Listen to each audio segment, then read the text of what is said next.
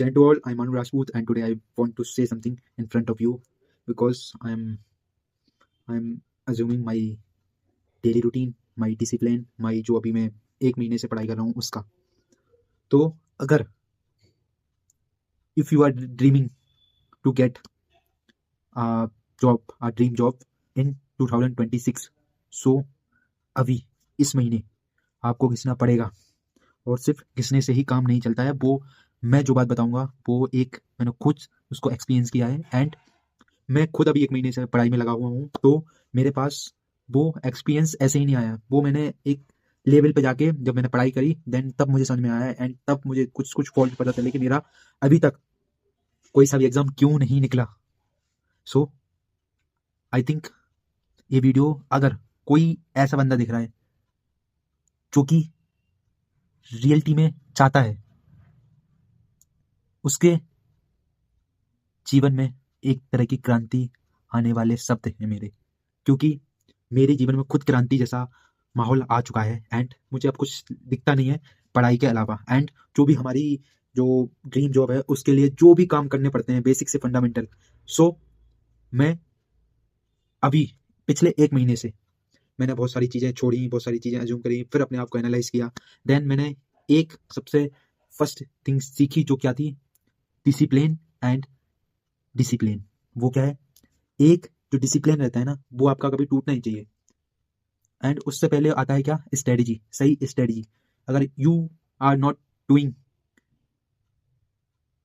And also not following your discipline and not doing anything about your improvement, so I think मुझे ऐसा नहीं लगता है कि आप कुछ अच्छा कर रहे हैं.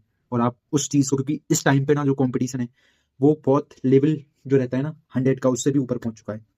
लेवल बहुत ज़्यादा पहुंच चुका है. आजकल जो एवरेज बच्चों का है वो, अगर आप सीजीएल लो तो सीजीएल में ही 100 क्रॉस उनका जाता है, जो कि बेसिक अभी पढ़ने आए हैं उन लोगों का 1 महीने के अंदर चला जाता है. क्योंकि आज का जो चेंजेस जो है वो पहले से उनको फैसिलिटी ज़्यादा है एंड कोई सीबीएसई से, कोई आईसीएसई से, जो भी जहाँ से पढ़ के आ रहा है देन उसकी मेंटल जो लिटी है वो एज पर मतलब जो पुराने स्टूडेंट हैं उनसे थोड़ी ज़्यादा रहती है. एंड वो चीज़ पढ़ के आते हैं अच्छे लेवल पे, क्योंकि फैसिलिटी आज के टाइम पे बहुत ज़्यादा है. सो आई थिंक मुझे ऐसा लगता है कि सबसे पहले जो भी बच्चा स्टार्ट करता है अपनी प्रिपरेशन, तो सबसे पहले उसको चाहिए क्या, एक स्ट्रेटजी. देन सेकेंड थिंग जो सबसे ज़रूरी है, डिसिप्लिन, कंसिस्टेंसी. जो बंदा कंसिस्टेंट है, क्योंकि जो बच्चा होशियार है वो एक स्पेसिफिक चीज़ों में होशियार रहेगा. अगर वो मेहनत नहीं करेगा, अगर निकल भी जाता है तो उतना ज़्यादा बड़ा काम नहीं कर पाएगा. बट जो बंदा स्टार्टिंग कर रहा है अपनी और वो मेहनत ज़्यादा कर रहा है, हार्ड वर्क कर रहा है, डिसिप्लिन में रहता है, एक भी दिन अपने उसका कोई सा भी जो भी स्ट्रेटजी है उसके कोई सा भी इतना सा भी वर्क है, इतनी सी भी स्ट्रेटजी है, इतना सा भी जो उसका टाइम टेबल है वो ब्रेक नहीं होता है. देन अगर ब्रेक नहीं होता है तो वो आगे बढ़ेगा एंड एक समय ऐसा आएगा कि होशियार जो है वो पीछे हो जाएगा एंड जो कंसिस्टेंट है वो ऊपर चला जाएगा. एंड सबसे बड़ी बात यह है कि अभी हाल फिलहाल में हम क्या कर रहे थे कि हमारे जितने भी दोस्त हैं वो लोग स्टार्टिंग में हमने किया कि पढ़ते गए एंड कुछ भी पढ़ रहे हैं और उसके अगले दिन जैसे ही आता है तो हम सब भूल जाते हैं. क्योंकि ये ह्यूमन जो है उसके लिए, ह्यूमन ब्रेन के लिए पॉसिबिलिटी ही नहीं है कि आप कोई चीज़ एक बार पढ़ते हो देन आपको पूरी रट जाती है. तो अब उसके लिए क्या कर सकते हैं, तो उसके लिए ये कर सकते हैं कि अगर आप 7 डेज के सर्कल में आप बार बार फिर से एक बार उसको रिवाइज कर रहे हो, क्योंकि एग्जाम 6 मंथ में हर बार कोई ना कोई एग्जाम किसी ना किसी का रहता है. टारगेट 6 मंथ 8 मंथ ही रहता है जेन्युइन जो आंसर है. और मुझे ऐसा लगता है कि 1 साल से ज़्यादा की कोई पढ़ाई होती नहीं. अगर आप 1 साल अच्छे से कवर करके कोर्स एंड जो बिल्कुल ब्लो डाउन है, मतलब सबसे नीचे है, वो भी ऊपर जाके 1 साल के अंदर एग्जाम निकल जाता है. एंड जो इसके बेसिक फंडामेंटल हैं वो है क्या, कि आपको 7 दिन के सर्कल में रिवाइज करना है. देन इसके बाद आप रिवाइज जहाँ से कर रहे हो तो आपको जैसे जीएस हुई, जीएस में हिस्ट्री हुई, तो हिस्ट्री आप करते हो तो आपको याद ऐसे नहीं होगी जब तक आप कहीं से रिलेट नहीं करोगे अपने आप से. देन आप एक उसको सुन के आप एक स्टोरी फ्रेम नहीं करोगे तब तक आपको हिस्ट्री का भी याद होने वाला वैसा है ही नहीं. हिस्ट्री कि आपको एक बात हो जाएगी याद लेकिन सारी बातें याद बिल्कुल नहीं हो पाएंगी. वो कब हो पाएंगी, जब आप उस पूरी जो फैक्ट है उसको एक स्टोरी में कंबाइन करके एक पूरा फ्रेम तैयार कर लो. देन आपको वो हमेशा याद रहेगी. जैसे कि मैं अभी पहले मुझे कुछ भी नहीं आता था, देन अभी मैंने 2 लोगों को खुद मॉडर्न हिस्ट्री पढ़ाई है, एंड उन लोगों ने मुझे खुद आके बोला है कि भाई तू पढ़ कहाँ से रहा है, और हमारे जो टीचर हैं वो भी नहीं पढ़ाते हैं इतना, तो फिर तू डेटा ये कहाँ से ले रहा है।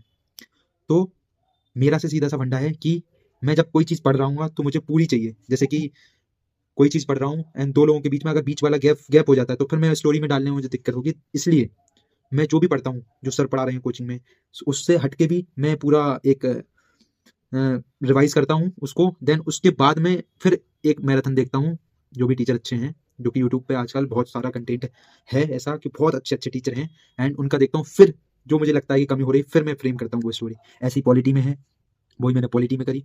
ऐसे ही अभी साइंस में मैंने अभी बायो स्टार्ट किया है। इंग्लिश में मेरा पार्ट ऑफ स्पीच, और पार्ट ऑफ स्पीच में सबसे बेसिक फंडामेंटल ये है। जीएस का पोर्शन जब तक आप रिलेटेबल नहीं करोगे तब तक आपको याद नहीं होगा। देन इंग्लिश पे आते हैं, तो इंग्लिश आप बहुत आसानी से कर सकते हो। और वो क्या है कि पहली बात तो आपको रूल्स पढ़ने पड़ेंगे, जहाँ पे आपको बताते हैं कि आप अगर रूल्स आपको याद नहीं है तो आपकी जो ट्रिक है, आपकी जो समझ है, वो एक जगह पे धरी की धरी रह जाएगी, कहीं ना कहीं फंसोगे एग्जाम में। And now coming to English कैसे इंप्रूवमेंट में ला सकते हैं। सो इंग्लिश का बेसिक फंडामेंटल है, आप कोई सा भी पैराग्राफ उठाओ, देन उसको क्लासिफिकेशन कर दो उस सेंटेंस का या कोई भी पैराग्राफ को। जैसे कि एक सेंटेंस देता हूँ, he is going to the market. So he इसमें क्या है, प्रोनाउन है। प्रोनाउन में कौन सा वाला प्रोनाउन है, पर्सनल प्रोनाउन है। इस क्या है, इस क्या है, इस इसमें वर्ब है। वर्ब इसमें कौन सी वाली वर्ब है, ये थोड़ा जैसे रिलेट करोगे ना आप, आपको पूरा सेंटेंस खुल जाएगा ऐसा। एंड जो भी एरर है उसमें वो आपको दिख जाएंगे, अरे कि ये भाई यहाँ पे क्या कर रहा है, सर ने ये वाला रूल्स बताया था एंड ये वाला अगर यहाँ पे है तो एरर पार्ट इसी में है। एंड मैथमेटिक्स के लिए बहुत सारे लोग बोलते हैं कि कुछ जरूरत नहीं है किसी भी, लेकिन मेरा पर्सनल ओपिनियन है आपको नोट्स बनाने चाहिए। एंड नोट्स बनाने के बाद आपको हर एक, मतलब क्वेश्चन तो नहीं बोल सकता हूँ क्योंकि क्वेश्चन की वैरायटी आजकल बहुत ज़्यादा है अभी के टाइम पे, बट आप उसमें एक काम जरूर कर सकते हैं, वो है कि आप जो एक टाइप का क्वेश्चन है वो आप अपनी नोटबुक में जरूर लिखें। एंड जब भी आप 7 डेज का सर्कल आपका आए, देन आपको इंग्लिश के क्वेश्चन पढ़ते रहना है बस। जब भी आपको टाइम मिले, खाना खाते वक्त टाइम मिले, वहां पे थोड़ा इंग्लिश के वो मैथमेटिक्स के क्वेश्चन पढ़ लिए बस, और देख लिया कि इसको ऐसे ऐसे करना है। तो आई थिंक मुझे लगता है, एंड और जो छोटे से क्लिक की जो है, जिससे वो सॉल्यूशन में थोड़ी जल्दी फास्ट होता है सॉल्यूशन, वो थोड़ी कैलकुलेशन अपने दिमाग में चलती रहनी चाहिए।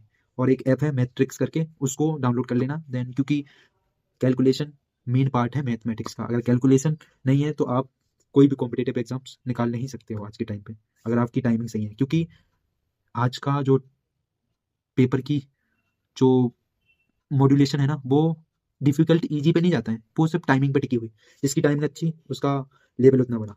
And now coming to reasoning. So reasoning का आप एक बार पूरा रीजनिंग खत्म करो, मैराथन से भी कर सकते हो, रीजनिंग ज़्यादा वो नहीं है, बट आपके जो लॉजिक है वो तभी आएंगे जब आपकी प्रैक्टिस होगी। बुकैब के लिए मैं पर्सनली एडवाइस करता हूँ कि बुकैब साथ में जो जिस दिन का एडिटोरियल आता है उसी से पढ़ना चाहिए। उससे 2 काम हो जाते हैं, एक तो आपकी करंट अफेयर मजबूत हो जाती है, एंड दूसरी आपकी उसी चीज़ से वोकैबुलरी भी इंप्रूव होती है। तो आप या तो न्यूज़पेपर रेफर कर सकते हैं, एंड या तो फिर आप एक निमिषा मैम पढ़ाती हैं सुबह से 8 to 9, उनका लेक्चर होता है यूट्यूब पे, निमिषा मैम, आप सर्च करना है इंग्लिश विद निमिषा मैम, तो आपको वो बहुत अच्छा पढ़ाती हैं। एंड आपको उसके बाद आप बस प्रैक्टिस रखनी है अपनी अच्छी, एंड जो रिवाइज का सर्कल है ना उसको रिवाइज करते रहना है। एंड ये ओपिनियन मेरा ओपिनियन है और मैंने ये एज्यूम किया है। सो मैंने जो चीज़ें बताई हैं, आई थिंक मुझे लगता है कि मैं अपने खुद के एक्सपीरियंस से वो खुद ये चीज़ें एज्यूम करके बता रहा हूँ, एंड आपके लिए बेनिफिशियल रहेंगी इफ़ अगर आप इन बातों को समझते हो और really want to join your dream job. So आप समझोगे। देन मिलते हैं अगली वीडियो में। जय हिंद।